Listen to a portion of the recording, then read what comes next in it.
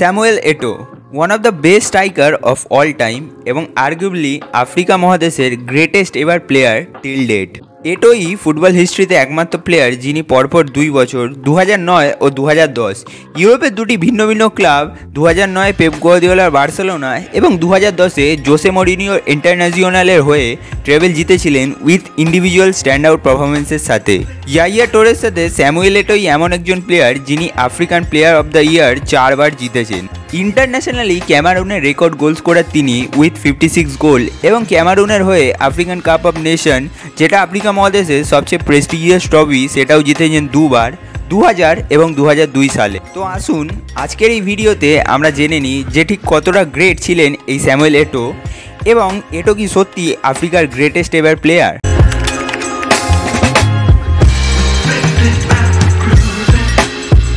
Samuel এটো Real মাদ্রিদের B টিমে জয়েন করেছিলেন 1997 সালে।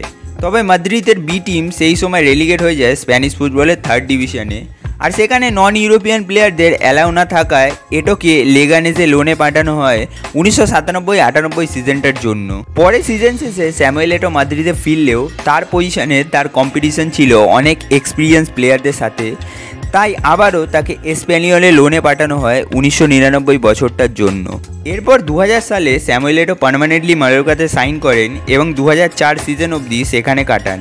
এই পিরিয়ডটা স্যামুয়েল এটো নিজেকে আস্তে আস্তে খুঁজে পান। মায়োর্কার জার্সিতে টোটাল 70টা গোল করেন এটো 161 খেলায়, যেটা এখনও ক্লাবের অল টাইম টপ স্কোরারের রেকর্ড। 2002-03 সিজনে কোপা দেল রে ট্রফিটাও জেতেন মায়োর্কা হয়ে স্যামুয়েল এটো এবং ফাইনালে এটো 2টো লেট গোলও করেন। 2004 সালে যখন বার্সেলোনার উদ্দেশ্যে স্যামুয়েল এটো মায়োর্কা ছাড়েন, তখন তিনি অলরেডি লালিগাতে মায়োর্কা হয়ে 54 গোল করে ডোমেস্টিক টপ স্কোরার এবং ক্লাবের one of the greatest legend হয়ে উঠেছেন।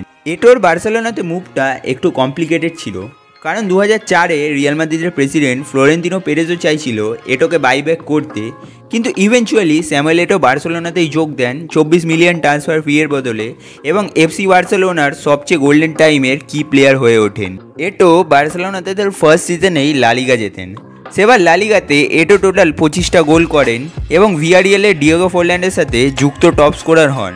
তবে ফোরল্যান্ড কম খেলায় 25 গোল করেছিলেন, তাই তাকে পিচিসি অ্যাওয়ার্ডটা দেওয়া হয়।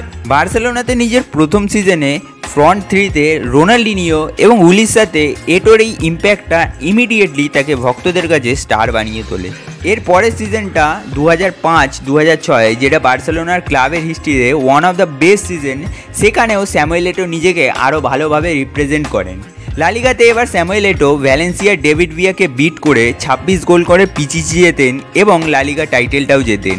একটা পজিটিভ নাম্বার 9 হওয়া সত্ত্বেও স্যামুয়েল এটো 2005-06 চ্যাম্পিয়ন্স লিগ ক্যাম্পেইনটায় টপ অ্যাসিস্ট প্রোভাইডার হন এবং ফাইনালে আর্সেনালের বিপক্ষে একটা আউটস্ট্যান্ডিং ডিসপ্লে দেয়। ম্যাচে 37 মিনিটে সোল ক্যাম্বেলের গোলে আর্সেনাল এগিয়ে গেলেও 76 মিনিটে বার্সাকে সমতায় ফেরান স্যামুয়েল এটো।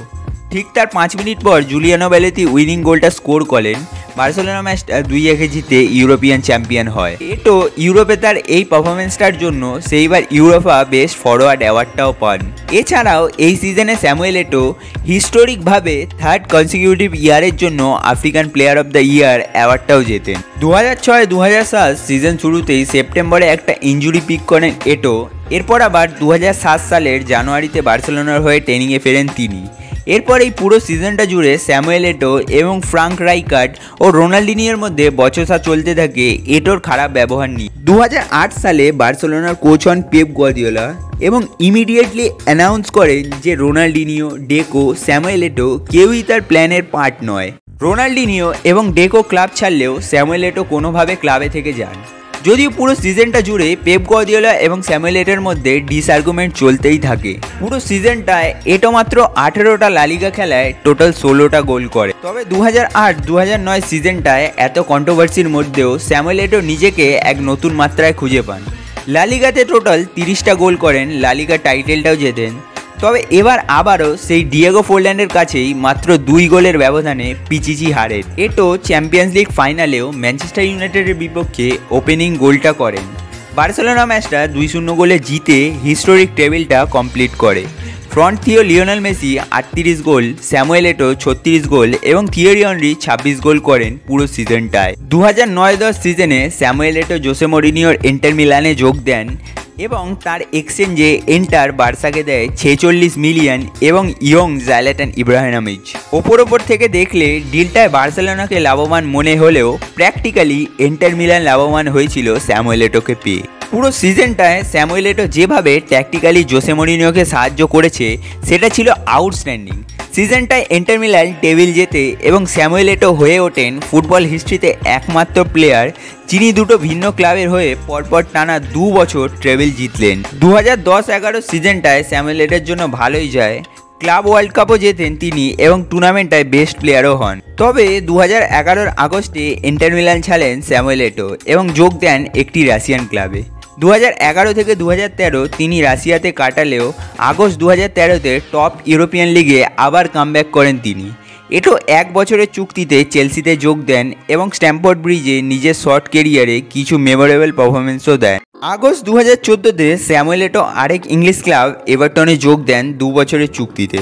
তবে মাত্র 6 মাসেই 20 খেলায় 4 গোল করে এটো এভারটন ছাড়েন এবং যোগ দেন ইটালিয়ান ক্লাব স্যাম্পদোরিয়াতে। সেখানেও মাত্র 5 মাস কাটিয়ে এটো তুর্কিশ ক্লাব অ্যান্টালাইস্পোরে মুভ করেন এবং সেখানে 2018 অবধি কাটান।